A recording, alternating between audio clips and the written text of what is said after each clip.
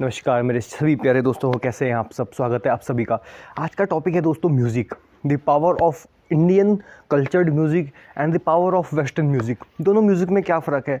आपके साथ भी कभी हुआ होगा कि गाने सुनते सुनते आप एक अलग ही दुनिया में चले गए, मतलब आपकी फीलिंग, आपके इमोशंस, आपके जो थॉट हैं वो उस गाने के साथ इंटरकनेक्टेड होने लग गए हैं बहुत ही अच्छे तरीके से। आप उसके साथ पूरे तरीके से जुड़ चुके हो, उस साउंड के साथ, उस म्यूज़िक के साथ, जो फ्रीक्वेंसी प्रोड्यूस हो रही है उसके साथ आप जुड़ रहे हो। अपनी सभ्यता को हम भूल चुके हैं, वेस्टर्न कल्चर को अपनाने की सोच रहे हैं, बल्कि वेस्टर्न कल्चर कभी हमारा था ही नहीं, हम वैसे बन ही नहीं सकते हैं। ठीक है दोस्तों, तो आप सभी से यही उम्मीद मैं करूँगा, यही आशा मेरी है कि भाई आप इस वीडियो को देखिए, समझिए, थोड़ा सा अपना सपोर्ट रखिए और कोशिश करिए कि इस चीज़ों को इम्पोर्टेंस दीजिए। म्यूज़िक के अंदर ऐसी पावर है, म्यूज़िक के अंदर एक ऐसी फ्रिक्वेंसी ऐड की होती है एक कि वो आपके दिमाग को हाईजैक कर सके, और वेस्टर्न म्यूज़िक में आज के टाइम पे यही हो रहा है। अब मंत्र के अंदर फ्रिक्वेंसी होती है, आपने सुना होगा गायत्री मंत्र एक बार जब हम उच्चारण करते हैं तो 1,20,000 फ्रिक्वेंसी प्रोड्यूस होती है।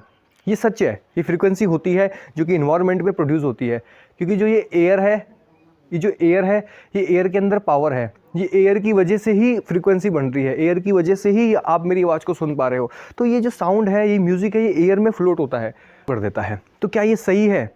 और क्या वेस्टर्न कल्चर का जो म्यूज़िक है वो सेफ़ है सुनने के लिए? क्या उसको सुनना सेफ़ है, या वो हमारी फीलिंग्स को पूरे तरीके से ख़राब कर रहा है, हमारे इमोशंस को डिस्टर्ब कर रहा है?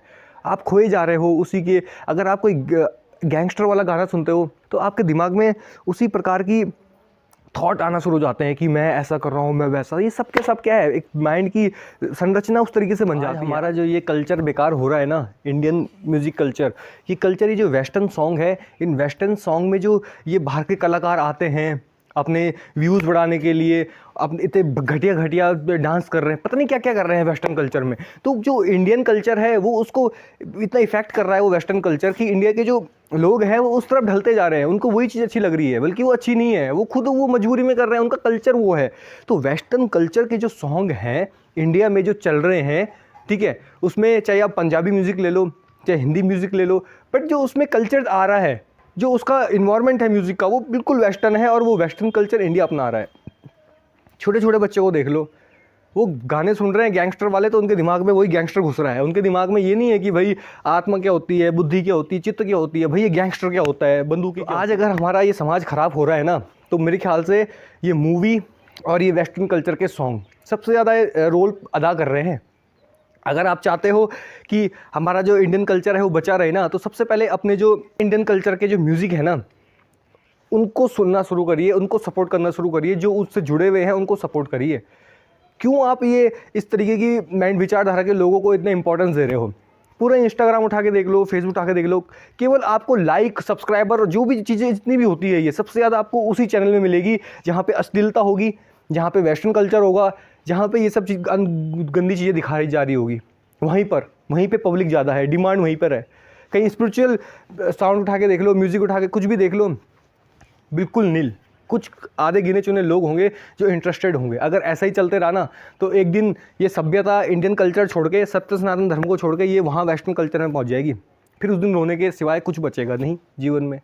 तो मैं यही चाहता हूँ। टॉपिक तो ये बहुत छोटा था, difference between Indian culture and western culture, पर ये इतना, अब देख रहे हो आप कहाँ कहाँ तक बात पहुँच रही है, कहाँ कहाँ तक ये बात खुल रही है।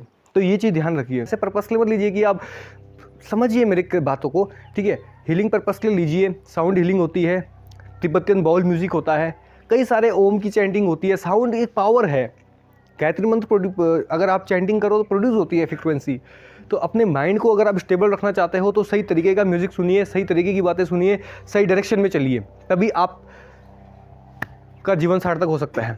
ठीक है दोस्तों, मैं इतना ही आपसे बोल सकता हूँ, आपके सामने विचार रख सकता हूँ, आपको एक पर्दे से दूसरे पर्दे की ओर लिया सकता हूँ, और उसको खोल सकते हो आप, आपके हाथ में है। तो मैं अपनी वीडियो को यहीं समाप्त करता हूँ। धन्यवाद। हमारे योगा में, आयुर्वेदा में, जितने भी हमारी ये साउंड एक हीलिंग है, इसको हीलिंग के पर्पस से लीजिए, इसको